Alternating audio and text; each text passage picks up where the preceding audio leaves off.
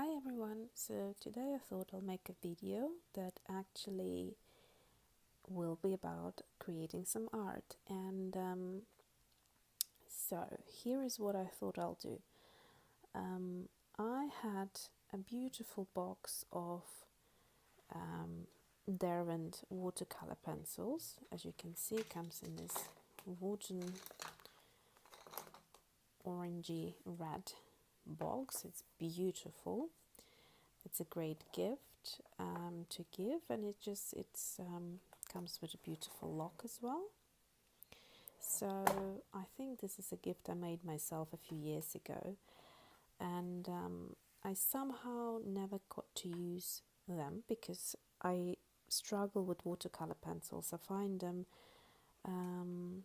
more pastel than other watercolor mediums, and I like a lot of color in my sketches and pictures. So I have done a full swatch, which I can also show you, of these pencils, and you will see that they don't have much color to them. So that's my swatch book. Let me just quickly find them. Here we go. So compared to that's the right one. So compared to watercolors, for example, this is Sakura Gensai-Tambi, you can see the color intensity. If we then turn over to the watercolor pencils, it's a quite different intensity, although some colors, like Imperial Purple for example, have more pigment than others. So this is a set of 24 colors, and this is what they look like. You get lemon cadmium, deep cadmium, cadmium, orange chrome, deep vermilion, crimson lake, rose pink, imperial purple, light violet, spectrum blue, Prussian blue, kingfisher blue, mineral green, emerald green, grass green. This is a very kind of apple green color. May green, olive green, brown ochre, golden brown, copper beige, terracotta, ivory black, and blue grey, and finally gunmetal. And there is also a white one, which is called Chinese white. So this is a beautiful color, by the way, blue grey. So what I thought I'll do, because they are sitting there beautifully in that box, I thought it's time to start using them. And so I thought, let me just do a little experiment and try do a strawberry study and just paint a few different strawberries in using different techniques and see what I can come up with. So basically I have started with just using the watercolor pencils, and this is what the strawberry looks like compared to, for example, watercolor. As you can see here, the color is a lot more intense, and here it is more sort of pastely. Yeah, it definitely has pastel effect to it, and it's more I'd say less vibrant, and the color is not coming out. So what I thought I'll do, I'll then use a different technique. So as you can see here, I made a little note which says freehand drawing using minimal water, layering watercolor pencils. So I think I did about 3 layers in this little sketch here, just trying to get more color and more color, but I couldn't get the color to the exact intensity that I wanted, but it did build up.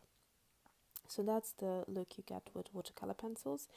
Then I have used the Rowney Aquafine watercolor wet on wet technique, dropping in color freehand using a white gel pen. So what I've done here is basically just using the watercolors. Let me just grab them so I can show you. This is my oldest palette. It's the Rowney Aquafine pocket set, I think it's called. 12 colors you get, compared to the 24 of the pencils, and it is literally the first watercolor palette that I have ever purchased, I think, when I used to study art at college.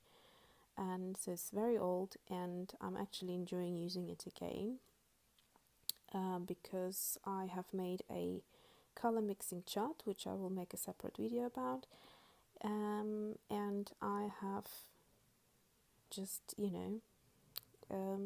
started using it because I discovered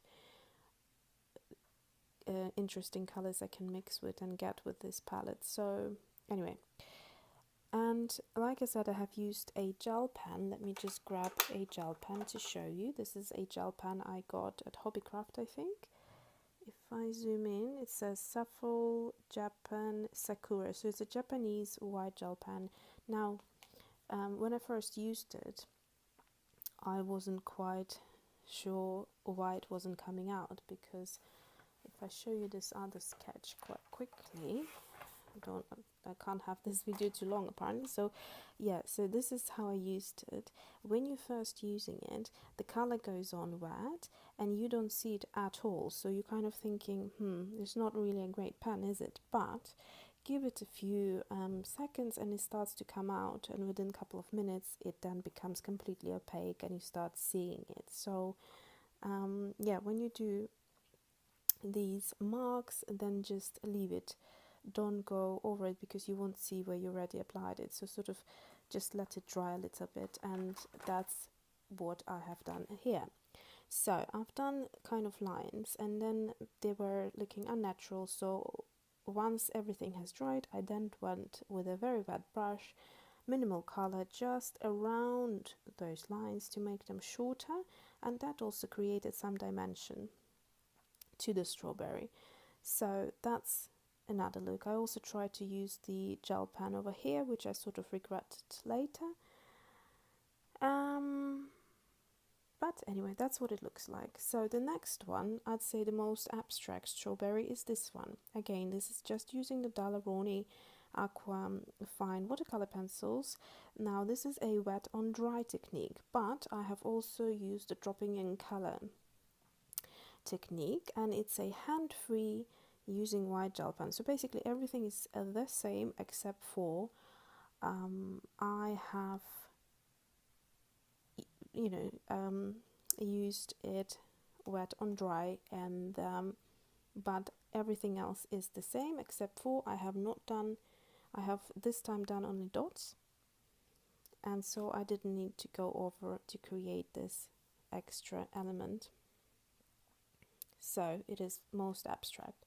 Now the next one is this one, and this time I have it's only watercolors, and yeah, so here in this one and that one I haven't done any layering. Here, however, I have gone a few times over to try and create dimension, and so you can see that the intensity of the color also of course improves, and also have used the glazing technique. So when you go back into the watercolor with a dryish brush, slightly wet, and then try to kind of rub off the color in certain areas to create dimension, you can do that very well with the Rowney watercolors. Some watercolors aren't very good for glazing, but this one is. So let's just try to get on with this.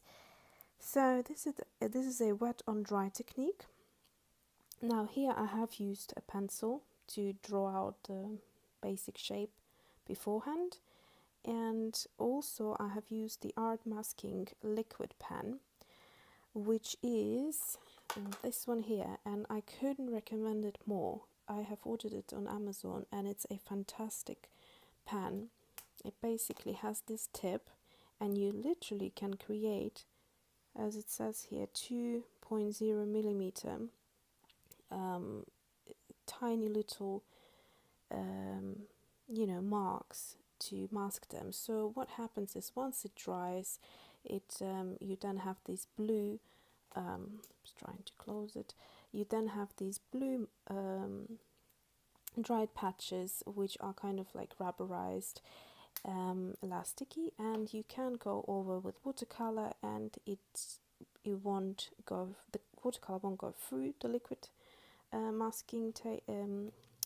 the masking liquid, and then later when you're done and it has to be completely dried, you then just either go and rub with your finger or just use a rubber just to erase it, and it goes off very easily without damaging your painting.